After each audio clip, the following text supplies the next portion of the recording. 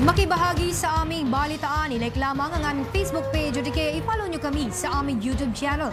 Para naman sa inyong mga comments, suggestions at public service announcements, mag-email lamang dito sa IBC.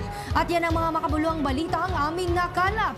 Muli po kaming magbabalik bukas. Maraming salamat, Pilipinas. 17 araw na lamang po at Pasko na. Ako po si Princess Jordan at ito ang IBC Tutok 13, Kaibigan ng Bayan, Kaibigan ng Katotohanan.